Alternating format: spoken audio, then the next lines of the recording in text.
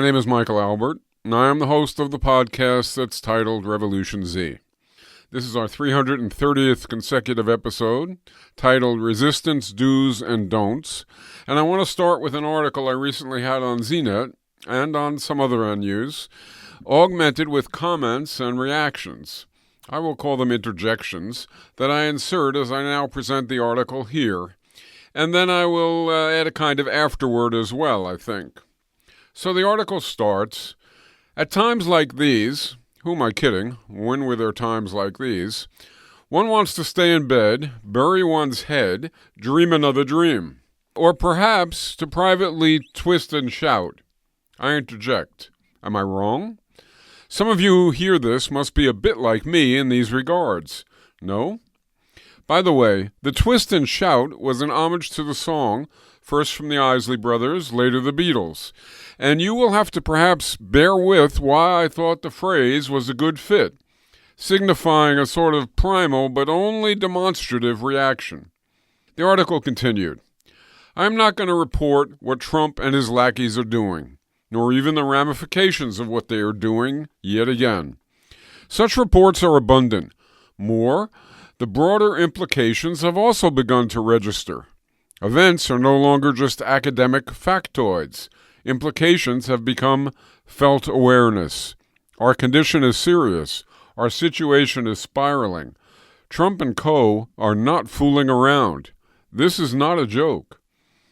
I interject. I assume everyone who reads or hears this knows that my trying to convey information about Trump and company's actions or their threat would be redundant. Am I wrong about that? The article continues. It's not dark yet, but we are getting there. So now what? The time has come. We must make choices. We must turn the tide. Do we bow and scrape? Do we ignore and act like nothing is happening? Or do we stand and fight? I interject. Not dark yet is Dylan.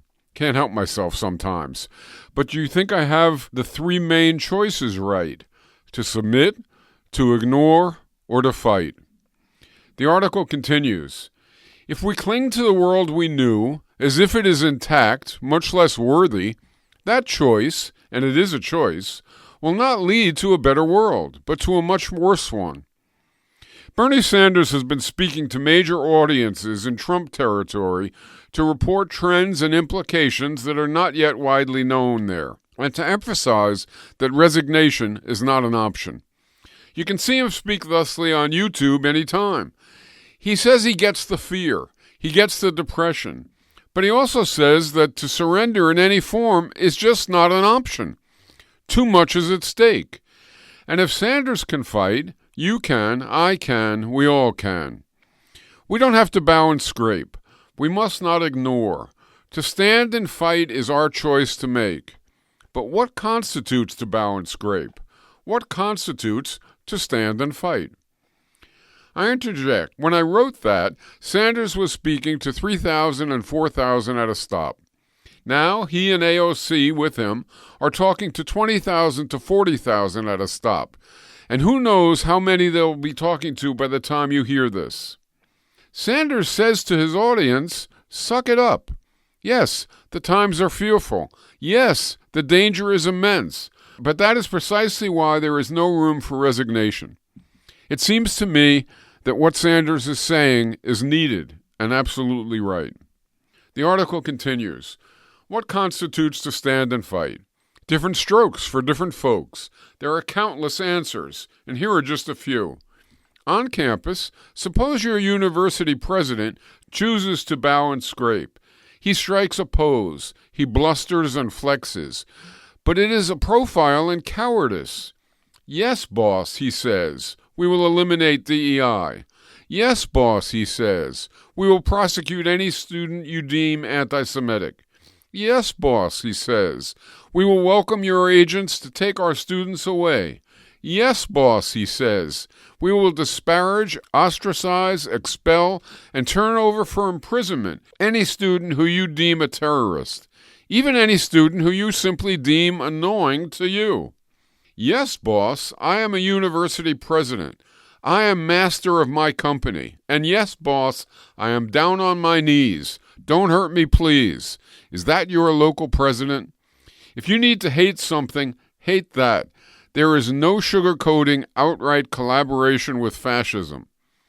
So suppose you are a student at this collaborator's institution of higher learning. Perhaps you are at Columbia University in New York City, for example. Or perhaps you are at a university that's next door, say NYU, or at one that's around the next bend, perhaps in Illinois or Wisconsin, perhaps Northwestern, or maybe you're at one on the western border, Berkeley, say, once the epicenter of free speech, and your university may clamp down next. What do you do? Or even if your school isn't bowing and scraping, then in solidarity with fellow students at one that is, what do you do? I interject. I hope that question resonates. I fervently hope that at lots of campuses, students are thinking, talking, and deciding what to do, preparing to act, visibly, militantly, and collectively. Can I ask, are you? The article continues addressing students, preparatory to addressing others shortly. On the one hand, you feel a hyperbolically growing gut hostility toward collaborationist local bosses, local university presidents. For academia to bow and scrape nauseates you. You twist and shout in your dorm room and even outside when walking in the shade of ivy walls. I interject. I hope I am right about students being seriously upset. I admit, I do not know, but I also hope it will soon go beyond privately moaning, weeping, and twisting and shouting. The article continues, and to feel angry is certainly a start. But you know, don't you, that for fighting back it is only a smidgen better than to deem outrage unseemly. So you don't choose to sleep late. You don't put your head down and go off to class like last week, like last year, as if now is like then. But if you aren't in denial, and if you refuse to resign, how might you stand and fight? You want to reach your fellow students and combine your sentiments into a collective action. At first, if others aren't yet ready, you may have to act alone, or maybe with a roommate or a partner. So maybe you go to a class and stand up and request and even demand classroom attention to the crisis at hand. Maybe you put up a poster, hand out a notice. Initially, you may take a solitary step, not just in your mind, twisting and shouting, but in fact standing and fighting, though by yourself or maybe with just a few others. You hope your choice will light a fire in some fellow students' engines. You hope your example will grow. Perhaps you then go door to door, dorm to dorm, talking. You get steadily more confident. And next you stand up in a dining hall. You call for quiet. You talk about an occupation, a march, a strike, an encampment, or whatever seems best suited to building momentum on your campus. You hope others relate right away, but if they don't, you repeat your move, and then you do it again, and soon you and others are organizing in classes and corridors. Meetings follow. Spring knocks at your door. Flowers bloom. This is when campus movements rise. This time, one hopes to persist. You know you want it to happen, so why not make it so? You are not alone in your anger. You are not unique in your desires, but some few have to go first. Why not you? I interject. I was a bit presumptuous there, I guess, with the you know and you want it to happen assertion. But I can't stand the thought that students who might encounter this episode wouldn't hope for it to happen. I can't not hope that students will rebel as collaborationist administrations. The article continues, now moving off campus. Suppose at your job, your owners show their true colors. Some may moan about MAGA, others may welcome it, but virtually all say, okay, Donald, we will extract more labor from whoever we don't jettison. We will ignore the ramifications for those we fire and for those our business or our department is supposed to serve. We will serve you, Donald, first and foremost. For some co-workers who bow and scrape, their obedience will arise from fear. They don't want fascism, but hey, they say it is not their place to buck the trend. And at any rate, they really don't want to risk repression. It's understandable, not really unreasonable, but not you. You don't bow, you don't scrape. Suppose you work in some department that Musk wishes to ravage, or in some industry that ravages the planet. Now what? Fellow workers around you are increasingly angry but also scared. Fellow workers around you are tiptoeing. They don't want to get fired. They don't want to poke the Trumpian toddlers up top. I interject. Is the description for some apt? I assume it is. The article continues. All of that is understandable. But you heed Bernie's warning. You know to keep your head down will ensure total defeat. MAGA in the saddle. You ridden. Musk fires half of your department, perhaps the education department, to assault not just dismissed workers, but working America's next generation. What now? To just say, stop that, Elon, is better than to be silent. To ask courts to intervene is another good step. But those steps alone are not likely to be enough. Trump and co.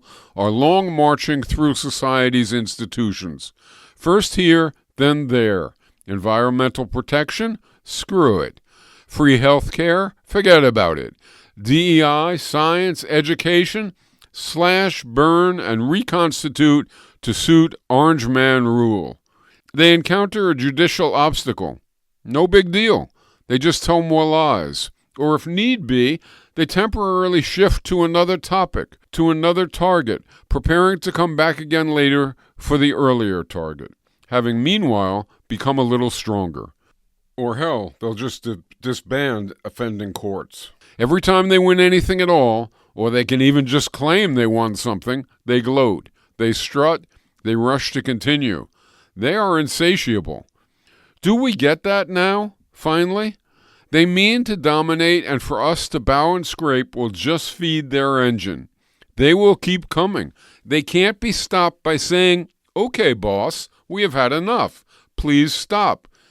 Not even by our twisting and shouting. They can only be stopped by unyielding, disobedient, non-compliant resistance. And such resistance can't be to just get back to what we endured before MAGA. That intent will be too ambivalent, too lacking in real hope to inspire sufficient commitment to turn back the Trumpian tide. What we endured before was already incredibly uninspiring. It led to MAGA. So our resistance has to plant seeds of something truly better. It has to evoke sustained support. It has to elicit effervescent energy for positive gains. It has to be so clearly positive that many Trump supporters begin to see that, hello, those gains are gains for us too. Trump is not my savior. Trump is a lying fascist nightmare. I interject. Does that argument and assertion seem valid? Don't we need to fight for positive gains, not just to ward off imminent damage, but also to become committed to further change as well? And in doing so, can't we work to reach Trump voters too? Don't we need to? That is what I was thinking, that is what I was believing when I went on.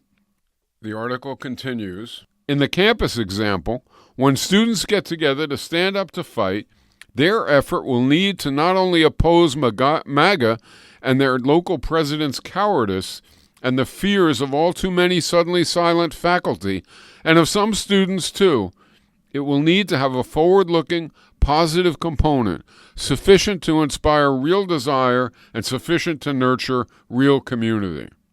So students who organize in dorms, dining halls, and corridors to march, occupy, and encamp will need to also say, here is what we want.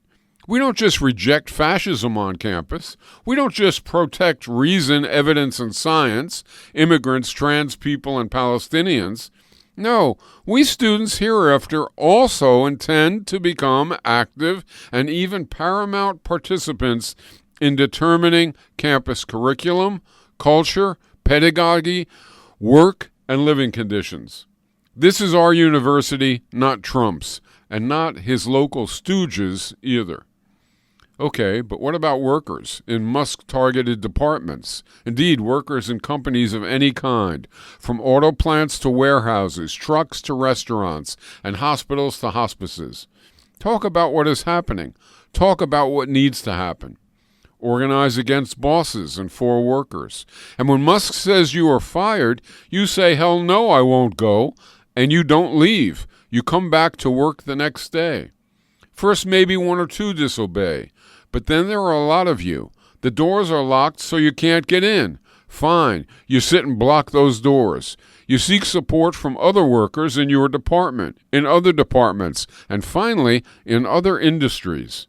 You call your kids teachers. You call your hospitals nurses. You call the UAW. You call the Teamsters too. You ask for pickets. You ask for solidarity, and later you will join them when they need it. The department you all shut down is Doge itself, DOGE itself. And finally, you all start to ask, what do we actually want? Not just to not be fired, not just to not have our efforts to help constituencies we serve blocked, but what positive changes do we want in our circumstances, in our salaries, in our lives? Time for some dignity. I interject. Is that too much to hope for? To work for, to contribute to, and to support? We are talking about a fascist takeover. Is there anything short of stopping it and then going further that we should settle for?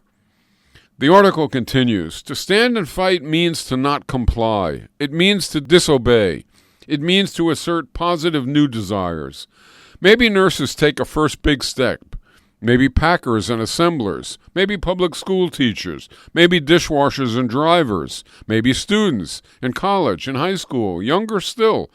This is all hands on deck time. A few go first, then a few more, soon many. I interject. That is how change happens. Some participate earlier, others later. Will you go early or will you go later? The article continues. Look around. Heads are already spinning. Heads will soon turn. It has already begun. If resistance disobeys with open ears to hear from those not yet on board and open arms to welcome those not yet committed, resistance can even recruit angry Trumpers. They too don't want to be fired. They too want some real dignity. Their anger just needs a new focus. To stand and fight can recruit some Trumpers and end Trump. To stand and fight can recruit some angry techies and end Musk. And it can go much further, and it has to, because we have got to really register, to really feel, to really understand that this isn't just another fight. This isn't just another policy campaign. Trump has put the structure of society's institutions on the table. We have to remove Trumpism, but the fact that society's institutions are now in question is not itself to be undone. Rather, we need to give our own vastly better answers regarding what to do about our horribly flawed institutions. It is time to start and then to continue to clean house, yes, but from the bottom up, not from Trump down. Time for our long march through society's institutions to begin. Resistance to things getting worse that has long march in mind, resistance that is persistent but patient when need be, that is welcoming but seriously and steadfastly militant when need be, that is geared to now but is ready for the long haul, and that is truly all for one and one for all, will win. But less than that, less may surrender, and for us there must be no surrender. That was the end of the article. But for this episode, having talked some about what we perhaps ought to do, here are 3 things I would like to add here at the end that we certainly ought not do. 1. We ought not attack being woke, where being woke means paying close attention to issues of race, gender, sexuality, and also class, and their intersections or entwinements. There's going to be a tendency, I fear, for people with one priority or another to begin to dismiss or at least disregard, ill-regard people with other priorities. We have to avoid that. And we certainly have to avoid getting stuck in complaining about paying attention to racism, paying attention to sexism and misogyny, paying attention to the situation of trans people, paying attention to the situation of workers. We have to address all of society's fundamental areas of concern. 2. We ought not attack those who resist by defending against Trump's attacks or by seeking immediate reforms to mitigate the pain as insufficiently radical. And we ought not attack those who resist Trump's horribly negative agenda now, but also urge the need for positive and fundamental change so as to get beyond returning to our prior status quo. We have to be steadfast, absolutely unyielding in protecting people who are attacked, in offsetting harsh and debilitating and structurally horrible changes that Trump and Musk and the rest pursue. But we also have to keep in mind that getting back to Democrats in office is not enough. Getting back to pre-Trump is not enough. And those who do the former, primarily, should not attack those who do the latter. And those who do the latter, who have the latter heavily in mind, should not attack the former. 3. We ought not succumb to fear. We ought not succumb to fear. We ought not succumb to fear. That is the path to disaster. That is the path to Trump and Musk and the other toadies feeling that they can do whatever they want and unleashing whatever they dream up because others will roll over. This is not a false possibility. This is what the administration at Columbia did. This is what the big law firm, I forget the name of it right now, but you probably read about it, the big law firm that rolled over under Trump pressure. We can't do that. The antidote to fear is disobeying. Disobeying can make us feel stronger. It can make us align ourselves with something other than protecting ourselves by giving in. Especially, the antidote is trying to act collectively. It is acting collectively. It is realizing that nobody is going to win this by themselves. No small group is going to win this, which is to say, stop Trump, stop fascism by themselves. People are going to have to work together. And that's going to involve compromises. It's going to involve circumstances that feel a little unusual, that feel a little uncomfortable, but we're all going to have to do that. If we do that, if we do the good paths and we avoid the bad paths, beating Trump is not all that big a deal. He's a buffoon. His whole company of people, they're good at reading the room, so to speak. And they have practice at being bullies, but they are truly incompetent, and they are not brilliant at coming up with plans. It's striking. I suppose it's a good thing for us that they're not better at what they're trying to do, but they're not. And overcoming them is more than possible. It is on the agenda if we just stick to what we have to do, thinking it through, acting on it, welcoming people to join. It seems like we have some more time, and so why not include a song? The lyrics, that is. I think perhaps the most underrated singer-songwriter during my lifetime, it may be Jackson Browne, an activist as well. Here is a song, A Little Too Soon to Say, written I think just a few years ago, but which could have been written today, as a response from someone hearing the above episode, and then asking, well, okay, what's going to happen? Brown, now getting on in years, like many of us from way back then, sings, I came for inspiration, I came looking for grace, and found my reflection in every passing face. And everyone who gathered, standing on that shore, searching the horizon, not knowing what exactly for. Searching the horizon for what we can't quite see, when all we've ever needed has been there all along inside of me. I want to see you holding out your light. I want to see you light the way. But whether everything will be all right, it's just a little too soon to say. I didn't find much wisdom when time was on my side. Too little information, too much time to decide. I took a couple of wrong turns. It only takes you one. to send you down a lifetime of wondering what you might have done, searching for a lifetime for what you want to see when all we've ever needed has been there all along inside of you and me. I want to see you holding out your light. I want to see you find your way, beyond the sirens and the broken night, beyond the sickness of our day. And after what we've come to live with, I want to know if you're okay. We got to think it's going to be all right. It's a little too soon to say. I came for inspiration, I came looking for truth, and joined in celebration the passing of my youth. We're here but for a moment, and none of us can see beyond the horizon what kind of world this world will be. Searching the horizon for what we hope to see when all we've ever needed has been there all along inside of you and me. I want to see you holding out your light. I want to see your light the way, beyond the sirens of the broken night, beyond the sickness of our day. And after all we've come to live with, I want to know if you're okay. I want to think it's going to be all right. It's just a little too soon to say. And here's another song, this time from the fellow I introduced last time, I think it was, but recently at any rate, Jesse Wells.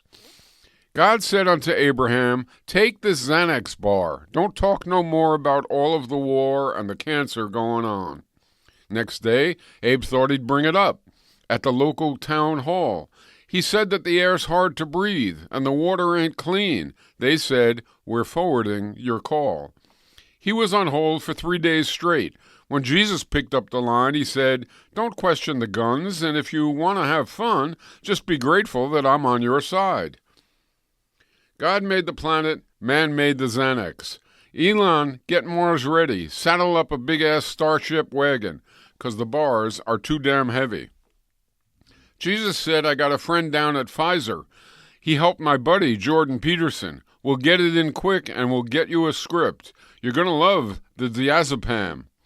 Jesus asked him when the head wound happened.